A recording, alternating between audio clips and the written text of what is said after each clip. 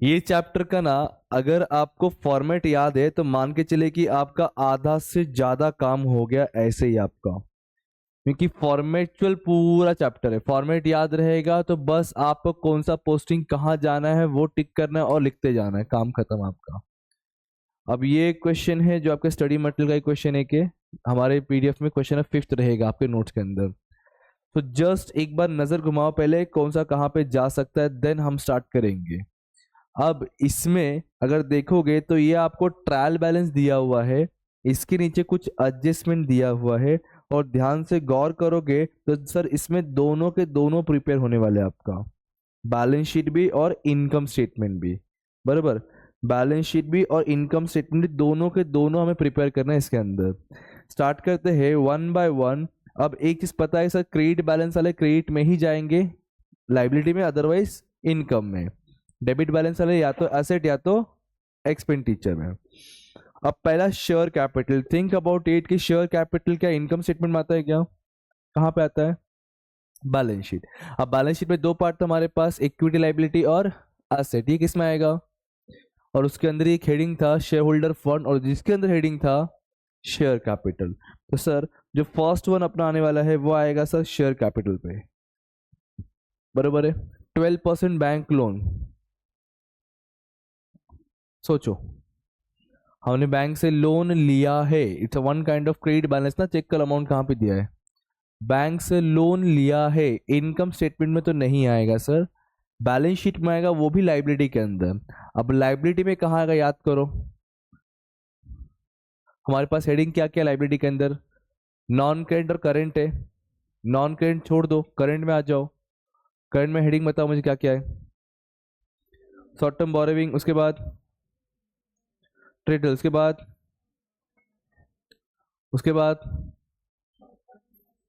उसके बाद सर अभी यहाँ पे देखोगे तो 12% बैंक लोन आपको ना लॉन्ग टर्म ना शॉर्ट टर्म, कहीं कुछ बोला है क्या? नहीं बोला है। बरोबर। सो वी कैन एज्यूम कि शॉर्ट टर्म भी हम लिख सकते हैं, इसको लॉन्ग टर्म भी लिख सकते हैं। अगर हम शॉर्ट टर्म लिखेंगे तो शॉर्ट टर्म बोरोविंग में आ जाएगा, लॉन्ग टर्म लिखेंगे तो लॉन्ग टर्म बोरोइंग में। आप दोनों में से किसी एक में भी कंसिडर कर सकते हो। हम इसको फिलहाल कंसिडर करते हैं लॉन्ग टर्म के अंदर, और उसको लॉन्ग टर्म में एजम्पशन बेस पे हम डाल देंगे कि we assume it's a long term loan. तो लॉन्ग टर्म बोरोविंग के अंदर अपना ही आ जाएगा, लॉन्ग टर्म बोरोविंग किस में आ जाएगा? Long term borrowing. अब आते फर्नीचर, मुझे बता दो फर्नीचर कहाँ पे आता है?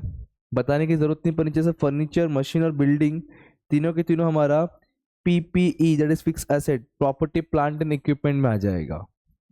फिर नॉन करंट इन्वेस्टमेंट कहाँ आएगा याद करो, इसका अलग से हेडिंग ही है ना सर हमारे पास, नॉन करंट इन्वेस्टमेंट का ही हेडिंग है इटसेल्फ।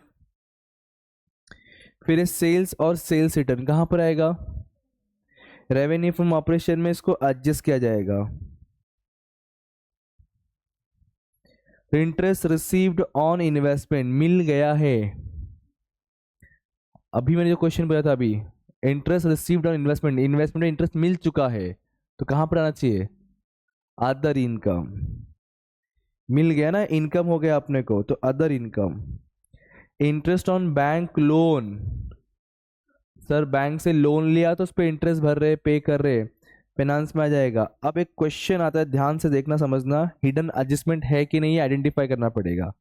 यहाँ पे 12% बैंक लोन है, बैंक लोन 2 लाख रुपीज है, तो 2 लाख का 12% कितना आता है? 12 2 जा 24,000। और यहाँ चेक कर लो आपका 24 है क्या सर? 20 है, मतलब यहाँ पे 4,000 का आपका आउटस्टैंडिंग हो सकता है, अगर कहीं कुछ एडजस्टमेंट नहीं बोला होगा तो। लेट्स सी, फिलहाल मैं ऐसा मान के चल रहा हूँ कि 24 आना चाहिए, और हमने यहाँ पे 20,000 ही लिखा हुआ है, मतलब बाकी 4,000 का आउटस्टैंडिंग बन सकता है सर। अगर आउटस्टैंडिंग रहेगा तो एक तो इसमें ऐड होगा, दूसरा कहाँ पे आ जाएगा? अदर करेंट लाइबिलिटी के अंदर। ओके, ठीक है। तो फिलहाल मैं इसको टिक करके रखता हूँ सर। उसके बाद आगे बढ़ते, परचेस कहाँ पे आएगा? Purchase, purchase return, cost of material, या परचेस बोल सकते हो, opening stock, change in stock. अब डिस्काउंट में थोड़ा तकलीफ है, सोचना पड़ेगा कि डिस्काउंट डेबिट में क्रेडिट में। डेबिट में है ना, मतलब डिस्काउंट अलाउड के डिस्काउंट रिसीव्ड अलाउड, तो ये इनकम की एक्सपेंसेस एक्सपेंसेस। एक्सपेंस में 6 हेडिंग थे, उसमें से किस में आएगा? पहला हेडिंग क्या था वैसे अपना? हम लोग थोड़ा स्टार्टिंग के वीडियो आराम चलेंगे। फर्स्ट क्या था? सेकंड क्या था? इससे भी नहीं आएगा। थर्ड क्या था? एम्प्लॉय, उसमें भी नहीं आएगा। फोर्थ क्या था? उससे भी नहीं आएगा। फिफ्थ क्या था? उससे भी नहीं आएगा। बचा किसमें? जिसका कोई नहीं उसका अदर। तो सर ये अदर एक्सपेंसेस में आ जाएगा। कैरिज ऑन गुड्स सोल्ड, ये कैरिज इनवर्ड की आउटवर्ड कौन सा है? सर ये आउटवर्ड है, बेचने पे कैरीज है। अगर ये गुड्स ऑन ऑन परचेस होता तो परचेस के साथ ऐड होता, ये ऑन सोल्ड बोला है तो ये भी अदर में आएगा, ध्यान रखना। It's a one kind of selling expenses, and selling office admin expenditure कहाँ पे आता है? अदर एक्सपेंस में आता है तुम्हारा, समझा? रेंट एंड टैक्सेस सर ये भी उसी में आने वाला है, अदर एक्सपेंस, तीनों के तीनों साथ में आएंगे। ट्रेड रिसीवेबल कहाँ पर आएगा? करंट असेट्स में आएगा। असेट के अंदर किस में आएगा? करंट असेट के अंदर। ट्रेड रिसीवेबल का हेडिंग ही है सर हमारे पास, हेडिंग ही है ये भी सर। लाइबिलिटी में आएगा और इसका हेडिंग ही है क्या? Trade payable. करंट लाइबिलिटी के अंदर हेडिंग है हमारा ट्रेड पेएबल। एडवर्टाइजमेंट अदर, क्योंकि सेलिंग एक्सपेंसेस सर ये, तो other expenses. Bad debts, salaries sir ये स्टार्टिंग के ये दोनों अदर में आएगा, और सैलरीज तुम्हारा एम्प्लॉय बेनिफिट ना, हेडिंग था हमारे पास एक्सपेंस के अंदर, employ benefit. Audit fees other expenses में आ जाएगा sir. Contribution to PF employ benefit, employ के जो भी पीएफ पैसा है उसमें हमारा भी कंट्रीब्यूशन दे रहे sir as a company. Cash at bank और cash in hand, cash in cash equivalent का हेडिंग है हमारे पास, कैश एंड कैश इक्विवेलेंट का, बराबर है। हमने पोस्टिंग समझ लिया, अब आते हैं एडजस्टमेंट के पास। पहला है closing stock as on 31 March 21 was 2,12,500। दो इफेक्ट बताइए मुझे।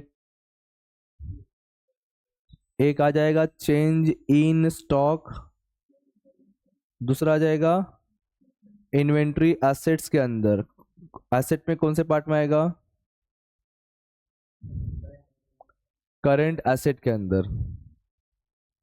डेप्रिसिएशन बोला है, हर किसी को पता होना चाहिए सर।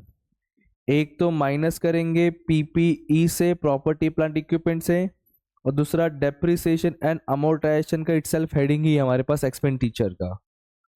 फिर आते आउटस्टैंडिंग सैलरी, अच्छा ऊपर टिक कर लेते फर्नीचर मशीनरी बिल्डिंग, ढूंढो ढूंढो ये रहा फर्नीचर मशीनरी बिल्डिंग। अब उसके बाद आउटस्टैंडिंग सैलरी बोला है तो आउटस्टैंडिंग ऐड की लेस ऐड, तो पहला इफेक्ट हम सैलरी का ऐड करेंगे। सेकंड इफेक्ट कहाँ लिखेंगे अभी बताओ? बैलेंस शीट में आ जाएंगे। अब बैलेंस शीट में लाइबिलिटी की एसेट, अब लाइबिलिटी दो पार्ट है, नॉन करंट और करंट। करंट में कितने पार्ट है? 4-5 पार्ट थे। उससे किस में आएगा? अदर करंट लाइबिलिटी में आएगा। तो सर एक तो सैलरी में ऐड होगा और दूसरा अदर करेंट लाइबिलिटी। स्टार्टिंग के 2-3 क्वेश्चन थोड़ा आराम चलेंगे, उसके बाद स्पीड बढ़ाएंगे। एक बार पोस्टिंग समझ गया तो फिर क्या होगा मालूम है? सारा समझेगा अपने, फिर खाली पूरे क्वेश्चन खाली एक ऐसा एडजस्टमेंट है समझेगा नहीं अपने को, तो हम उस पर मेन फोकस करेंगे हर टाइम पे। अब आ गया, देखो मैं कहा ना कि हर क्वेश्चन में एक ऐसा एडजस्टमेंट गड़बड़ करता है, तो आपको गड़बड़ करेगा ये वाला भी, बाकी पूरा सिम रहेगा, इजी रहेगा। तकलीफ ये देगा, सुनो क्या लिखा है पहले, उससे पहले नीचे आते हैं। Create provision for doubtful debt 5% और trade receivable, it's one kind of RTD. तो फर्स्ट इफेक्ट अदर एक्सपेंसेस में आ जाएगा, दूसरा इफेक्ट ट्रेड रिसीवेबल में से हम लेस करने वाले, बरोबर। अब यहां इसका मीनिंग सुनो। ट्रेड रिसीवेबल इंक्लूड, हमेशा एक ऐसा एडजस्टमेंट होता है किसी ना किसी क्वेश्चन में जो आपको गुमराह करता है, डराता है, धमकाता है। बट हमें डरना धमकना नहीं है सर, पहले पूरा सम कर लेने का फिर उसको पकड़ने का, नहीं आ रहा है तो। अब देखो क्या बोला इस एडजस्टमेंट के बारे में। Trade receivable include a sum of ₹25,000 due from mister B, मतलब जो ऊपर ट्रेड रिसीवेबल दिख रहा है आपको वो 12 लाख का, उसके अंदर 25,000 इंक्लूड है जो हमें मिस्टर बी से मिलने वाला है। Got it? पहले मतलब mister B Reddy is a debtor for us for of ₹25,000। तो मिस्टर रेड्डी से 25,000 मिलने वाला है। इतना क्लियर? पहला सेंटेंस। आया क्या लिखा है? एंड ट्रेड पेबल, जो ट्रेड पेबल है उसके अंदर इंक्लूड है 15,000 ड्यू टू हिम। अल्ला, वही इंसान अपने लिए डेटर है और वही इंसान अपने लिए क्रेडिटर भी है। यहाँ पे सुनो, मान लो ये मिस्टर रेड्डी है। कौन है? मिस्टर रेड्डी है। मिस्टर रेड्डी से मुझे मिलने वाला है 25,000 और मैं इसको पे करने वाला हूं 15,000। सेन समझ रहा है? 25 आने वाला है, 15 जाने वाला है। तो मैं थोड़ा दिमाग लगाऊंगा, बोलूंगा कि एक काम कर, तेरे पास से 25 आने वाला है, मैं तुझे 15 देने वाला हूं। एक काम करते हैं, मैं तुझे 15 नहीं देता हूं, वो 15 तेरे 25 से एडजस्ट कर दूंगा मैं। आई मीन डेटर से जो मुझे 25 मिलने वाला था उसमें से 15,000 कम मिलेगा अभी। तो डेटर से 15,000 कम मिल रहा है तो डेटर 15 से क्या होना चाहिए? ऐड की लेस? लेस होना चाहिए। तो पहला इफेक्ट जो रहेगा सर, हम इसका लेस करेंगे डेटर में से, दैट इज ट्रेड रिसीवेबल में से। What it? डेटर कहो या ट्रेड रिसीवेबल कहो। ओके, अब मैं इसको बोलूंगा जो तू मुझे देने वाला था ना 15,000, वो तो दे ही नहीं रहा, सिंपल सा, क्योंकि हमने एडजस्ट कर दिया। तो सर अब उस मुझे 15,000 कम मिलने वाला बोल के डेटा से कम किया, अब वो 15 मैंने डेटा का एडजस्ट कर दिया है, तो 15 मुझे पे भी नहीं करना है, तो मेरा क्रेडिटर भी कम होगा। मतलब हम यहाँ पे क्रेडिटर से भी, मतलब ट्रेड पेबल में से भी हम कम करेंगे। और कितना? सिर्फ और सिर्फ 15। दोनों में 15,000 15,000 कम होगा। 25 से कुछ इफेक्ट नहीं हुआ। समझा कॉन्सेप्ट? क्या बोला? वो बोला है कि 25 मिलने वाला था, 15 हम पे करने वाले थे, तो हमने 15 को दोनों से एडजस्ट कर दिया। जो बचा हुआ रहेगा 10,000, वो ऑटोमेटिकली हमारे, बताओ डेटर में दिख रहा होगा क्रेडिटर में दिख रहा होगा? सर मिलना 25 था, जाना 15 था, तो डेटर में और 10 ऑटोमेटिक दिख रहा होगा उसके अंदर कि हाँ मुझे मिलने वाला है बोल के। Is that clear? और एक शॉर्टकट बताता हूँ, बहुत टाइम देखा गया है कि जब ऐसा एडजस्टमेंट होता है तो जो छोटा वाला अमाउंट होता है ना, उसी को माइनस करना है दोनों साइड से आपको। समझा? तो एक बार डेटा से माइनस, एक बार क्रेडिटर से माइनस होगा आपका, और ये माइनस होने के बाद ही आपको आरडीडी चार्ज करना है। हमेशा हमने सीखा है सर, डिस्काउंट ऑन डेटर और आरडीडी हमेशा एंडिंग में होता है। स्टेप से इसके जो भी एडजस्टमेंट है पहले वो कर लो, फिर न्यू बैलेंस को माइनस करो, फिर उसके बाद न्यू आरडीडी माइनस करो, फिर न्यू डिस्काउंट माइनस करो। समझा? तो ये उसका स्टेप्स है। तो ये हमारा एडजस्टमेंट है। ऊपर डेटर और क्रेडिटर पे भी एडजस्टमेंट टिक कर लेते हैं उसको हम लोग। That's it. समझ रहा है? क्लियर? इतना आगे बढ़े कहानी को। अब क्या करना है? सॉल्व करना है सर। फॉर्मेट रेडी होना चाहिए अपने पास। इसके अंदर हमें इनकम स्टेटमेंट, बैलेंस शीट सब करना है ना। तो क्वेश्चन नंबर 5th वन है हमारे अकॉर्डिंग, और इन द बुक्स ऑफ, क्या लिखा है भाई ये? Elixir limited.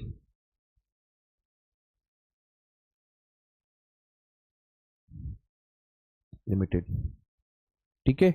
ईयर एंडिंग क्या है इसका? 31 मार्च 2021। अब पहले हम, भले ही ये हमारा पार्ट बी होता है, बट हम पहले इसे क्लोज करके बैलेंस अमाउंट ट्रांसफर करते हैं रिजर्व सरप्लस के अंदर ना। तो पहला हमें रेवेन्यू फ्रॉम ऑपरेशन देखना है। जहां तक मुझे याद आ रहा है, एक सेल्स और एक रिटर्न था। फिलहाल मैं यहीं पे शो कर देता हूँ, टाइम कम लगेगा, बस समझना हमारा इंपॉर्टेंट है। बाकी आप एग्जाम में चाहिए तो नोट्स बना के दिखा सकते हो।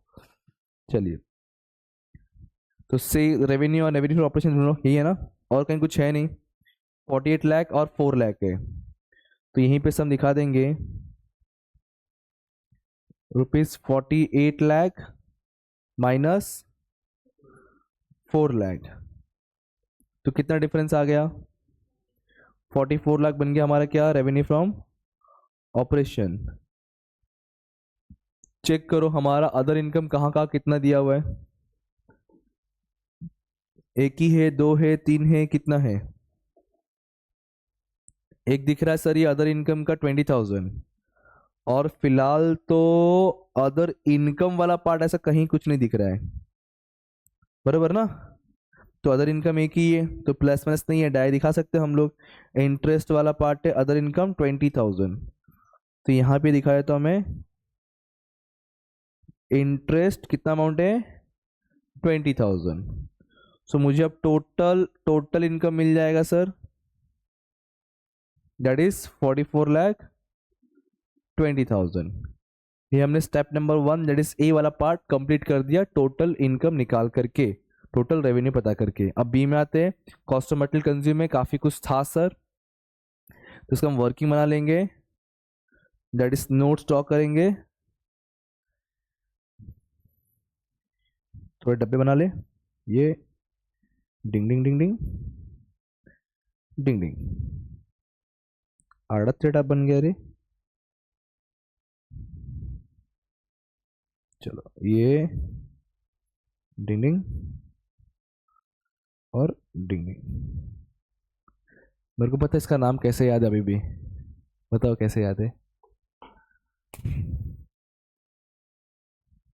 बताओ ये क्या नाम है। चलो आगे बढ़ते। तो सर पहला हम नोट बनाने जा रहे हैं, कॉस्ट ऑफ मटेरियल कंज्यूम आप इसको बोल सकते हो।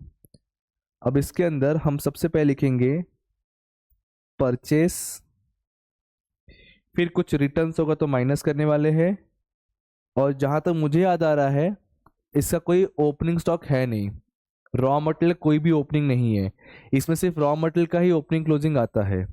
ठीक है, चलिए तो क्वेश्चन देखते हैं, कैलसी लेके बैठिए, पहले परचेस कितना है 33,20,000 और रिटर्न एट 4,20,000, ये है 33,20,000 और रिटर्न कितना है 4,20,000। ढूंढते हैं क्या परचेस में और कुछ आने लायक है क्या, बताओ देख के फटाफट मुझे, क्या परचेस में और कुछ आने लायक है क्या, बोलो बोलो जल्दी, देखिए बताओ फटाफट, टाइम बस नहीं है कि नहीं है, पक्का ध्यान से देखो, नहीं है नहीं है, रेवेन्यू है, फाइनेंस कॉस्ट ऑफ भाई हो गया, चेंजिंग स्टॉक है, अदर है, रिसीवेबल है, अदर है, अदर है, अदर है, नीचे कहीं है क्या, इन्वेंट्री है, पीपी है, नहीं है, कैरी जरा कुछ था ना कहीं पे कुछ तो, हाँ नहीं, गुड सोल्ड पे था वो, अगर ये परचेस पे होता तो ऐड हुआ रहता। तो इतना ही अमाउंट है, हम डायरेक्ट दिखा सकते थे, ठीक कोई बात नहीं, माइनस करो फिर कितना बचता है, कितना 29 लाख रुपीस आ गया हमारा परचेस का अमाउंट। इसको लेके जाएंगे हम, यहाँ लिख देंगे 29 लाख रुपीस, और हमने इस बार वर्किंग बनाया हुआ है, नोट्स नंबर बनाया हुआ है, तो नोट्स नंबर 1 आ गया। अब चेंज इन इन्वेंट्री, जिसमें हमें क्या फॉर्मूला क्या है, ओपनिंग माइनस क्लोजिंग की closing minus opening, opening minus closing, इसका ही बना लेते हैं हम लोग, कोई दिक्कत नहीं। Notes number 2, change in inventory या फिर स्टॉक, फॉर्मूला क्या बोला आप लोगों ने, opening minus closing, that is opening stock minus closing stock. Opening stock कहाँ देखने मिलेगा हमें, ट्रायल में सर, और ट्रायल में ओपनिंग स्टॉक कितना दिया ढूंढ के बताइए फटाफट, चलो कहाँ मिल गया आप लोग को, अच्छा कितना है 2 लैक्स, तो यहाँ पे आ गया 2 लैक्स। क्लोजिंग स्टॉक कहाँ मिलेगा हमें, एडजस्टमेंट में, और जब दो वैल्यू दिया होगा तो which ever is lowest sir, कितना अमाउंट है 2,12,500, मतलब आंसर नेगेटिव आने वाला है, 2,12,500 है बराबर, 12,500, तो आंसर नेगेटिव आने वाला है, नेगेटिव कितना आ रहा है 12,500 is a negative amount sir, negative आया तो ब्रैकेट में प्रेजेंट करेंगे उसको, तो 12,500 हमारा यहाँ पे हम लिख देंगे सबसे पहला, आजा आजा आजा आजा, ये रहा 12,500। अब बात करते हैं एम्प्लॉय बेनिफिट एक्सपेंस, हम अपने अपने एम्प्लॉय को जो जो चीज देंगे सब कुछ एम्प्लॉय बेनिफिट में आएगा, तो आ जाओ रे, आ जाओ आ जाओ आ जाओ, ये 3rd नंबर, हेडिंग क्या है, एम्प्लॉय बेनिफिट्स एक्सपेंसेस। ढूंढो क्वेश्चन में भी, वन बाय वन लाइन से आ जाओ। कहाँ दिख रहा है आप लोग को? ढूंढो ढूंढो ढूंढो ढूंढो ढूंढो ढूंढो ढूंढो, क्या मिल गया?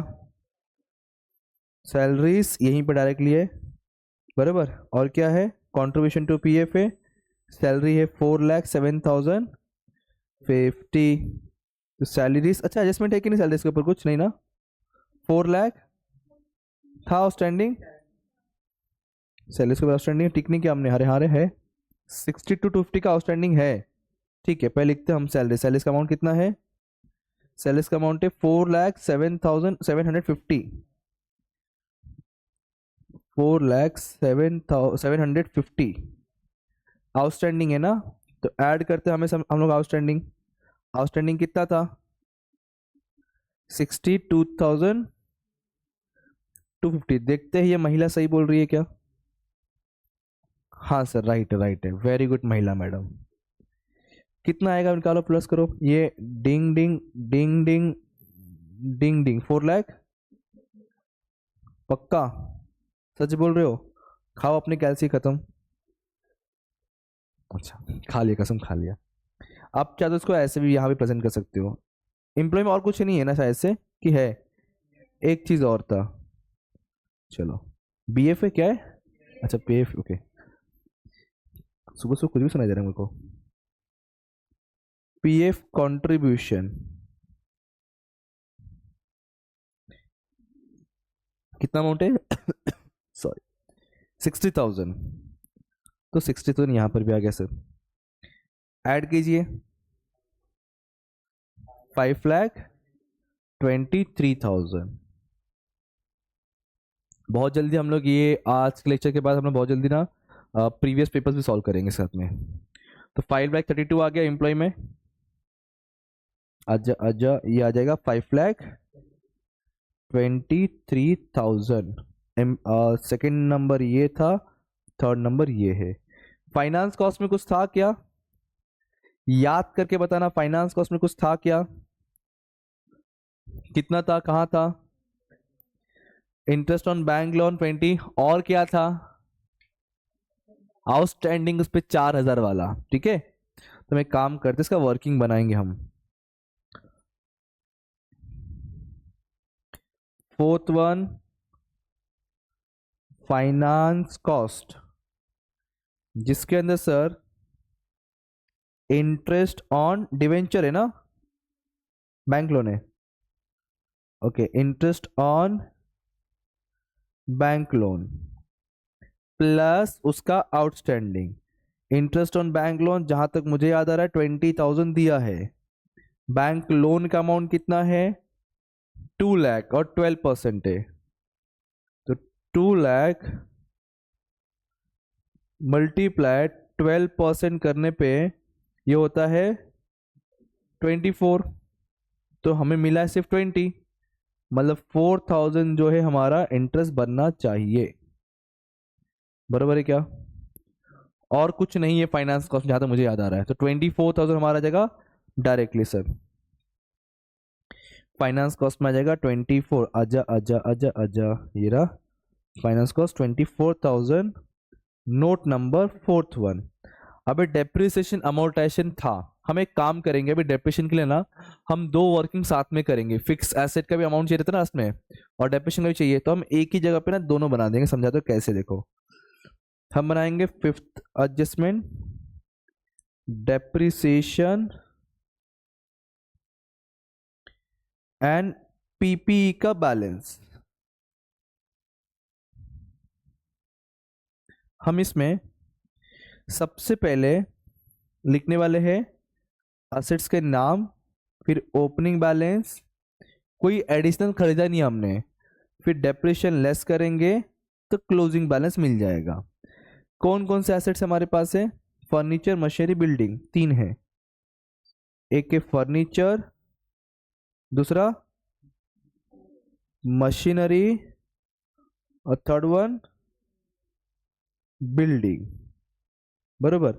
अब इनके ओपनिंग बैलेंसेस, मतलब जो क्वेश्चन ने पहले से दिया है वो चेक कीजिए।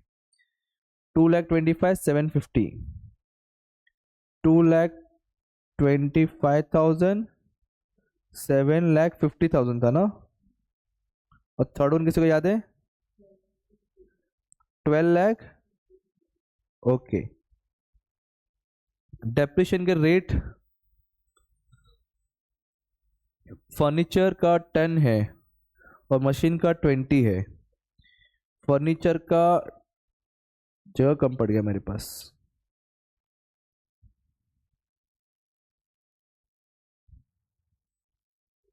फर्नीचर का 10% है, इसका 20% है, और ये भी 10% है। मंथ वगैरह कुछ नहीं बोला है, तो we assume it's a 12 month. So ये आ जाएगा 22,500, ये आएगा 75,000, और ये आएगा 12,500, बराबर ना? अच्छा हाँ रे, 1,50,000। अब क्लोजिंग कैसे निकालोगे आप? ओपनिंग में से डेप्रिसिएशन माइनस करने के बाद हमें क्लोजिंग मिल जाएगा। निकालिए क्लोजिंग, माइनस करके फटाफट। 2,25,000 में से 22,500 माइनस करो।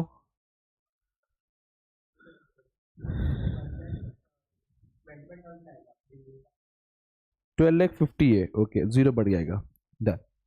पहला अमाउंट कितना है क्लोजिंग का बताइए मुझे? 2,02,500। दूसरे का 6 lakh proper. Third one 11 lakh. फिलहाल मुझे क्या रिक्वायरमेंट है सर? टोटल डेप्रिसिएशन, ये प्लस कर दीजिए, डिंग डिंग डिंग।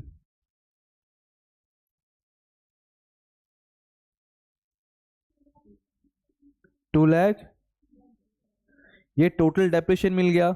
जब मुझे टोटल एसेट की जरूरत पड़ेगा तो ये अमाउंट लिख दूंगा, इसका प्लस कर दो।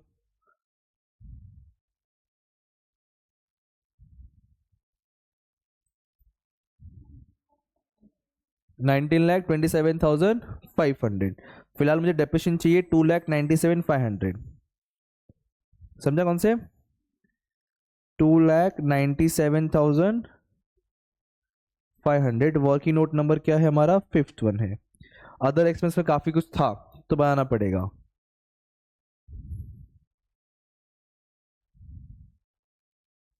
हम करेंगे जादू, और जादू में करना है कॉपी एंड पेस्ट। सो ये यहां पर आ गया सर। चलो, सबसे पहला काम, हेडिंग डालेंगे हम लोग सर 6 नंबर, और ये क्या लिखने जा रहे हैं? Other expenses. One by one ढूंढेंगे इसमें से क्या क्या। चलो, अदर एक्सपेंसेस, अदर एक्सपेंसेस मिल रहा है क्या आपको? मिल रहा है क्या? मिल रहा है क्या? हाँ, ये देखो यहां से पहला दिख गया डिस्काउंट 6250 का, तो यहां पे आ जाएगा discount 6250। Next, carries on goods sold 1,39,000। Next है कैरेज, कितना था? 1,30,000।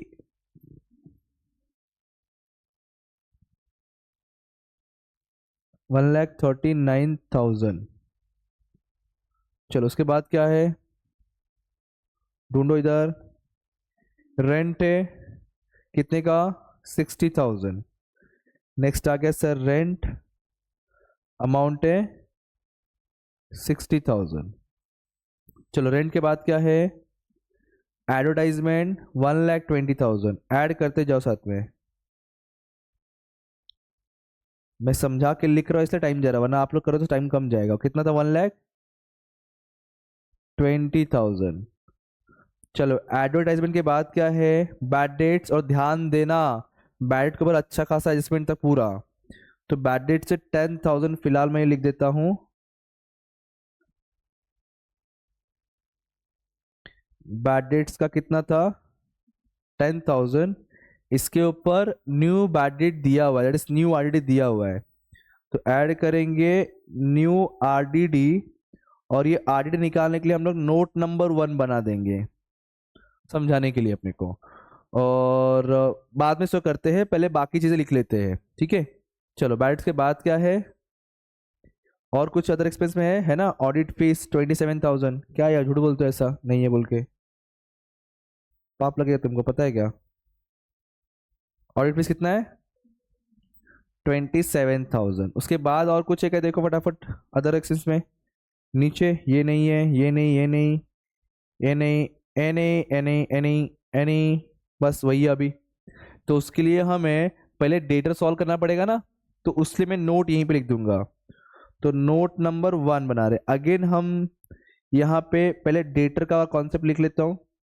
डेटर मतलब ट्रेड रिसीवेबल। यहाँ पे ट्रेड रिसीवेबल कितना अमाउंट दिया हुआ है, 12 लाख सर। अब इसमें सबसे पहले हम लोग वो क्रेडिटर्स का था ना अमाउंट 15,000, उसको माइनस करें, कितना 15,000 हो जाएगा माइनस।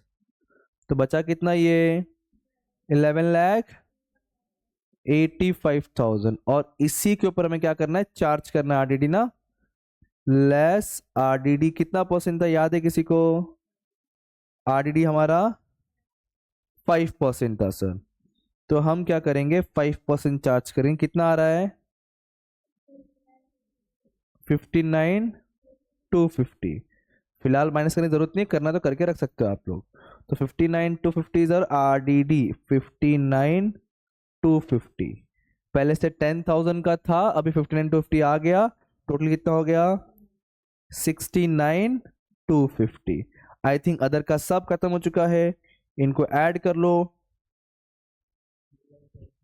कितना 4,21,500। देखिए हमारे राजा साहब सही बोल रहे हैं क्या, राज की राजू है रे तुम्हारा नाम, राजू, ओके। 4,21,500। तो सर ये आ जाएगा ऑर्डर ऑर्डर ऑर्डर, आजा आजा, 4,21,500 इतना ही था। अब टोटल एक्सपेंस निकालो कितना आ रहा है, फटाफट चलो।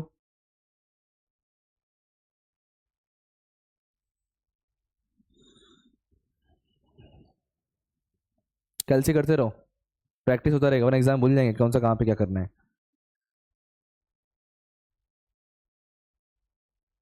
थोड़ा फास्ट। कितना आ गया 41,53,500। हमने इनकम निकाला हुआ है, तो इनकम में से एक्सपेंस को माइनस कीजिए, बताइए कितना आ रहा है। ए चेंजेस इन्वेंट्री अपना पॉजिटिव था कि नेगेटिव था, तो उसको नेगेटिव लिखना है ना। आपने नेगेटिव का क्लिक किया ना आंसर, वाह स्मार्ट हो आप लोग रे। कितना है फिर अमाउंट, नेट प्रॉफिट बता रहे हो 2 लाख। इस पर टैक्स था क्या,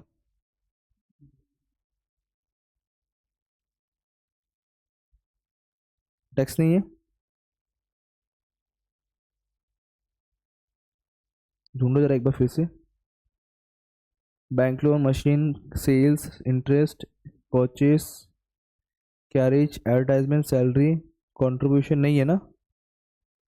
ओके फिर एक बार चेक कर लो मेन क्वेश्चन से कि शायद टैक्स होना चाहिए। हाँ टैक्स एक है, प्रोविजन फॉर 80,000 लिखा नहीं यहाँ मैंने, क्वेश्चन में ऐड कर देंगे। टैक्स कितना 80,000 का है, ठीक है।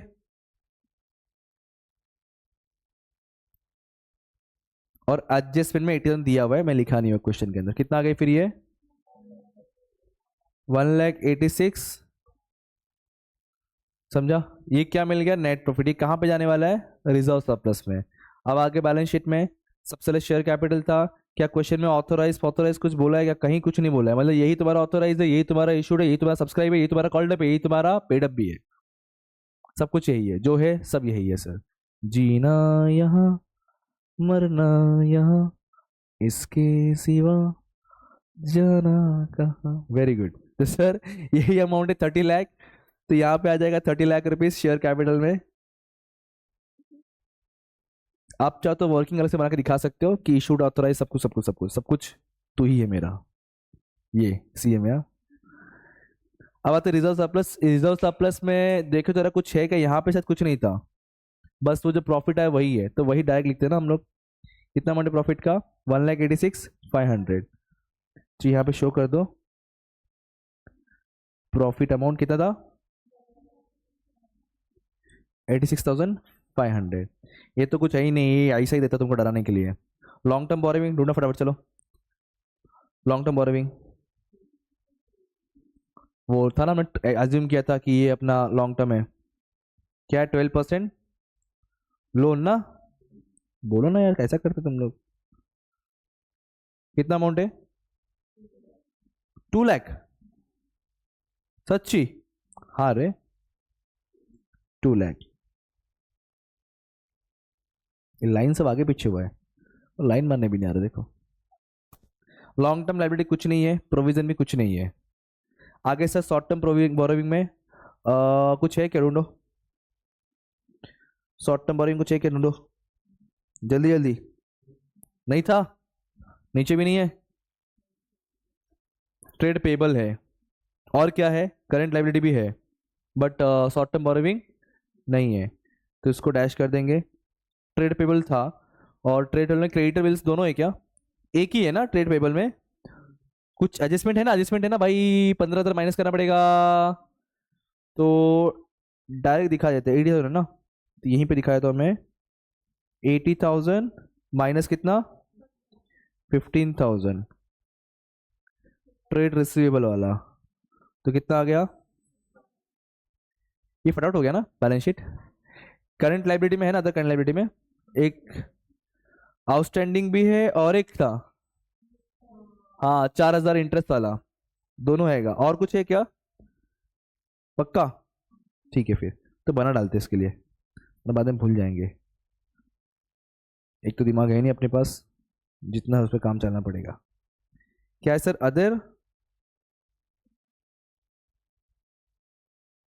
करंट लाइबिलिटीज, दो आउटस्टैंडिंग है। पहला किसका आउटस्टैंडिंग है, सैलरी का, आउटस्टैंडिंग सैलरी। दूसरा आउटस्टैंडिंग इंटरेस्ट का है। एक मुझे याद आ रहा है 4,000 है, और सैलरी का देखना पड़ेगा अपने को, 60, दो ही था ना, तो 66,250, 66,250 ये इधर आ जाएगा, 66,250।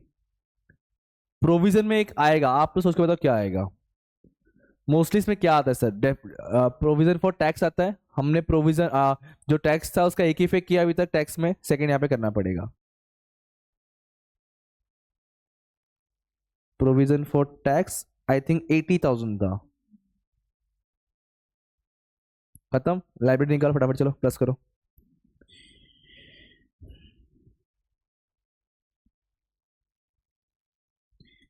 जीने के हैं 4 दिन, ओ बाकी है बेकार दिन, ओ कितना है,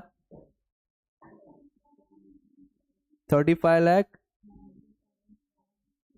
पक्का पक्का, इतना ही एसेट आएगा तो हम डांस करेंगे। आप लोग डांस करो, मैं नहीं करूंगा। चलो आते हैं एसेट्स में। फिक्स एसेट में टैंजिबल इंटैंजिबल, इसको हम पीपीई बोलते हैं।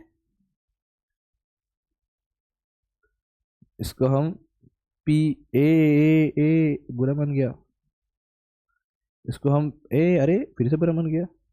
ओके, बुरा नहीं माना, मैं गलत लिख रहा था। पीपी इसको बोलते हैं अपन, और पीपी अपन ने पहले निकाल के रखा हुआ, याद आ रहा है वो डेफिनेशन वाला। ठीक है, तो वापस कर दो, इंटैंजिबल एसेट तो है ही नहीं क्वेश्चन में। तो पीपी का नोट नंबर अपना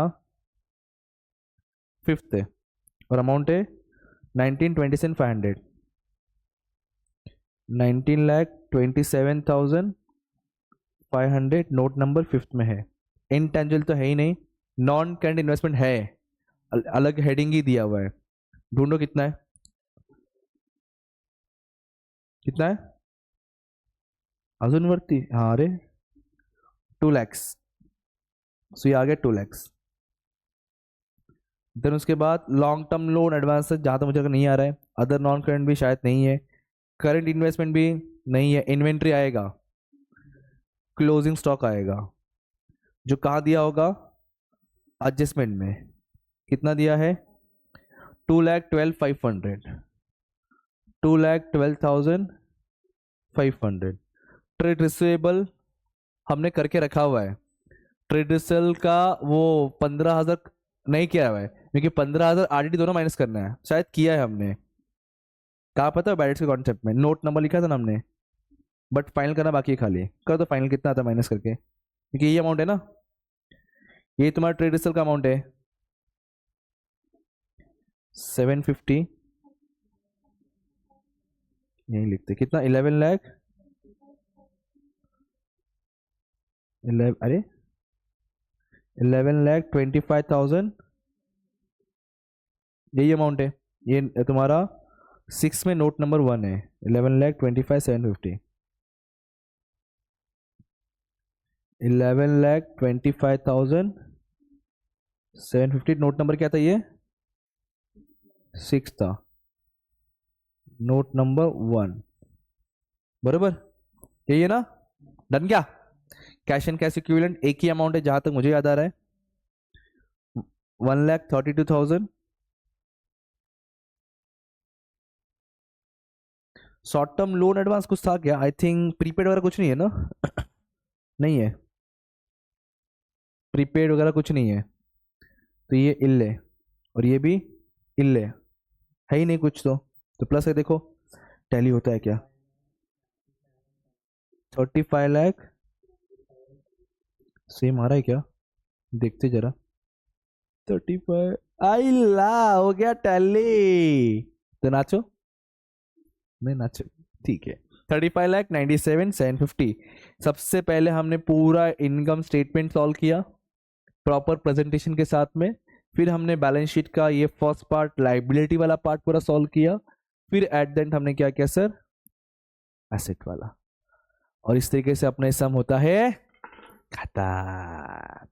और ये तुम्हारे स्टडी मटेरियल में था, क्या हुआ, अच्छा हाँ सर, ये सर मार्क्स नहीं मिलेगा, इसको ऊपर लिखो, सॉरी सॉरी सर, कंटेंट इसमें क्वेश्चन था ही नहीं कुछ भी सर, अब खाता, ठीक है डन। अब चलेंगे अगले क्वेश्चन।